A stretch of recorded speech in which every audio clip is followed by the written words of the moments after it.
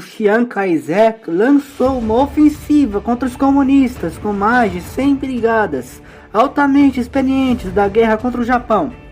Nisso, já em 31 de julho, é lançada a ofensiva da Tongjin, onde de julho a setembro de 1946, uma série de combates no norte de Shanxi, no norte chinês, eclodiram e os nacionalistas obtiveram uma vitória significativa sobre os comunistas no norte. Ao mesmo tempo, batalhas com a campanha da Tongfuzhou entre 1º a 14 de setembro resultaram em vitórias comunistas também em Shanxi.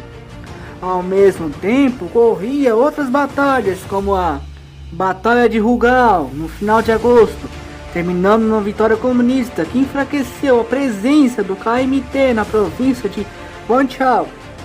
E à medida que o ano avançava para seu fim, as operações continuavam com outro grande confronto, a campanha de Luliang, entre 22 de novembro de 1946 a 1º de janeiro de 1947.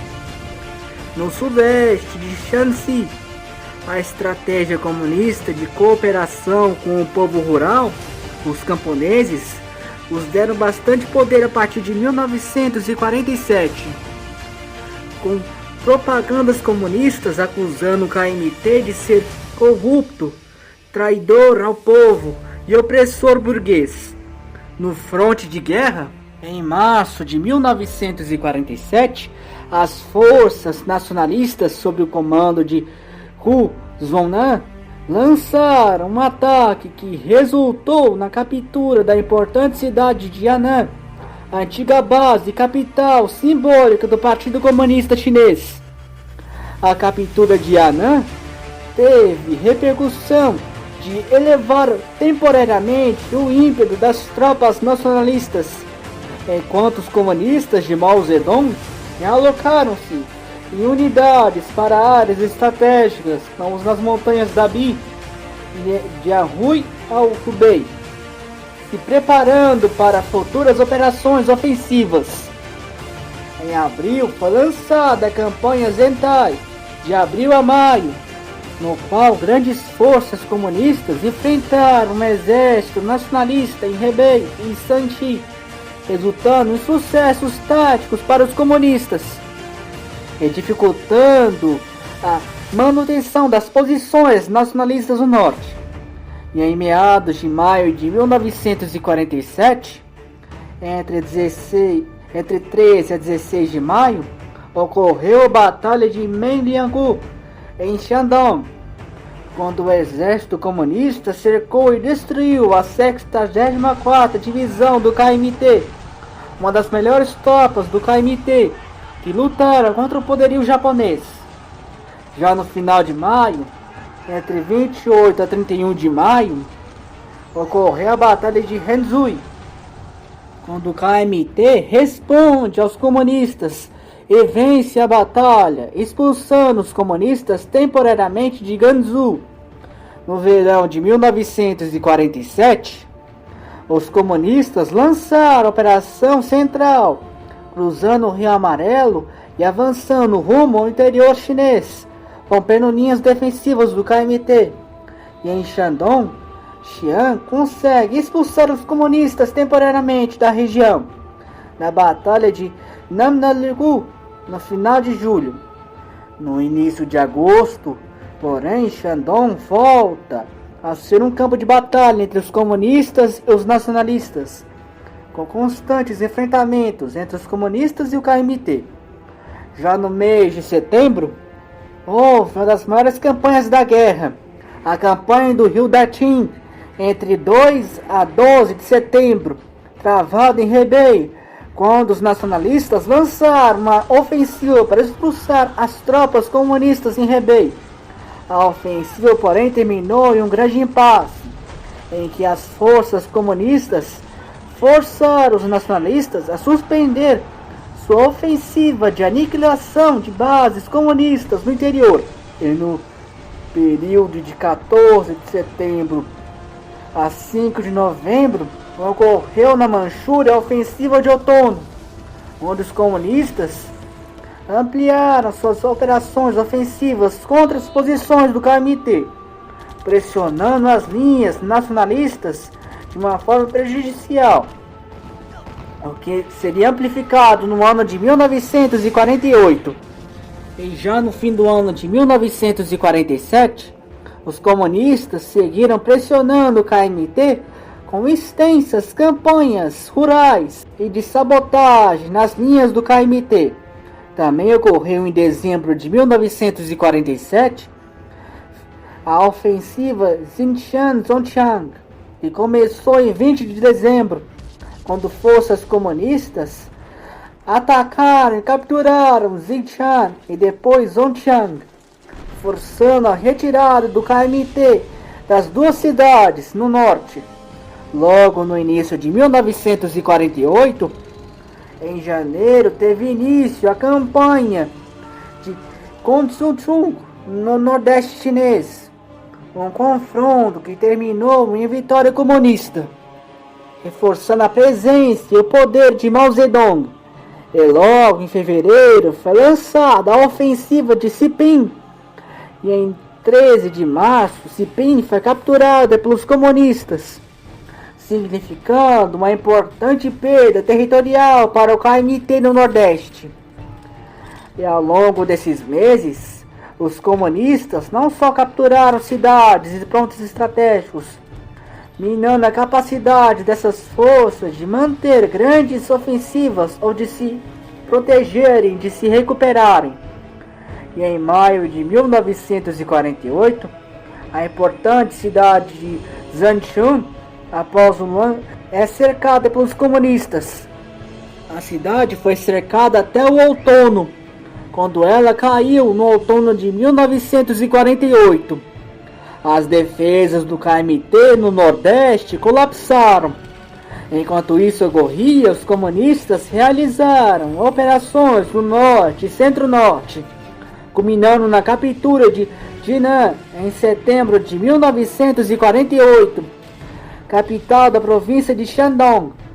Ainda em setembro foi lançada a campanha de Liaoshen, a primeira das três grandes campanhas entre 1948 e 49, que durou de 12 de setembro a 2 de novembro de 1948, com a clara vitória comunista no fim, com a captura de cidades importantes do Nordeste, o que destruiu grande parte das forças do KMT no Nordeste. A Manchúria foi totalmente conquistada por Mao Zedong, e logo após o fim da campanha de Liaoshen, o exército comunista lançou a campanha Huaihai a partir de 6 de novembro e iria até o início de 1949. E envolveu grandes forças comunistas, cercando e aniquilando unidades do KMT no leste central da China. E já no final de novembro, as tropas comunistas já chegavam perto da antiga Pequim. E em dezembro, os comunistas se aproximaram da conquista de Anhui. A campanha de Huaihai se estendeu até 10 de janeiro de 1949, que terminou em uma conquista de Suzhou. E no início do ano, a importante campanha Penjian foi lançada. E já no fim do mês de janeiro, no dia 31 de janeiro, foi resultado na captura da importante cidade de Tianjin, muito próxima da antiga Pequim. E já no início de fevereiro, as tropas comunistas entram em Beiping, a atual Pequim, sem resistência significativa, praticamente eliminando o poder do KMT no norte, e dando um passo gigantesco rumo à vitória na guerra.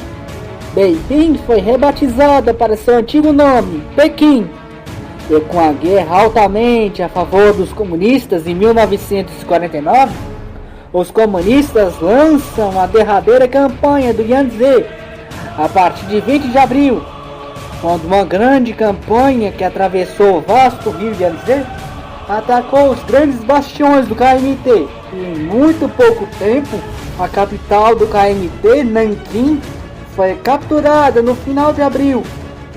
E no mês de maio, O avanço foi tão rápido que a grande Xangai foi capturada pelas tropas comunistas, o que foi um golpe fatal ao KMT, pois perderam os seus 2 maiores centros urbanos, transformando em questão de tempo a queda dos nacionalistas na China continental.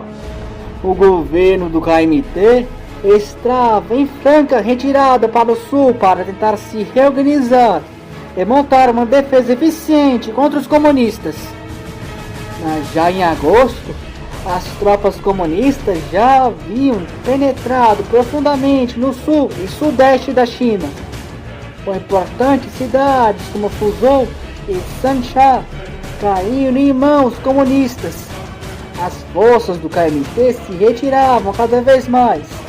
Chongqing foi perdida no início de setembro e só sobrou a importante cidade de Guangzhou, que logo no final do mês foi cercada.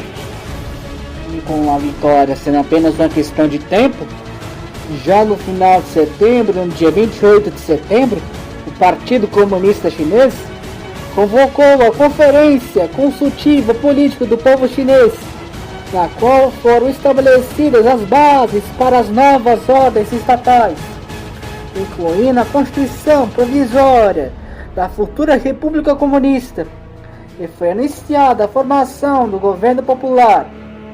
E no dia 1º de outubro de 1949, na Praça Tiananmen em Pequim, Mao Zedong proclamou a fundação da República Popular da China, dando início ao comunismo no país, com ele como seu primeiro líder. A guerra contra o KMT estava nos seus dias finais na China e a guerra civil se aproximava cada vez mais do fim. O cerco de Guangzhou se apertava cada vez mais. E em 10 de outubro, o governo do KMT, junto a Chiang Kai-shek, fogem para a ilha de Taiwan. E a brutal guerra civil chinesa acabou com a entrada dos comunistas em Guangzhou em 14 de outubro de 1949. Nisso se iniciam negociações que fazem o que sobrou da China republicana a aderir à nova República Comunista, com a província de Xinjiang, no extremo oeste chinês, ser incorporado na República Comunista em dezembro de forma pacífica. Isso inicia uma nova era na China, a era de Mao Zedong, que duraria até 1976 e seria bastante importante na história do país. No próximo vídeo falaremos da história da China durante a era de Mao Zedong. Estejam lá para ver. Fique com Deus e até...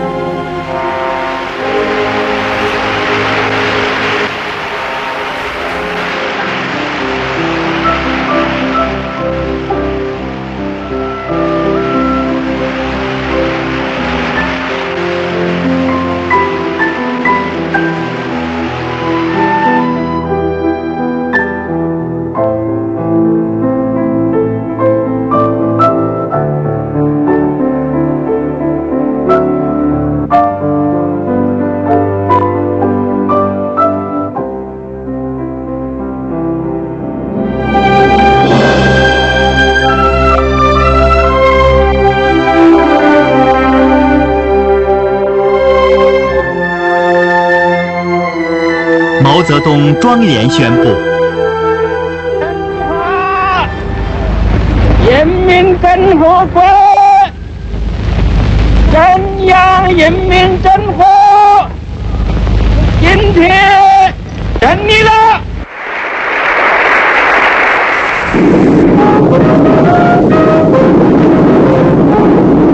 在国歌声中，毛泽东摁动电钮，升起第一面5星红旗，54门礼炮齐鸣28响。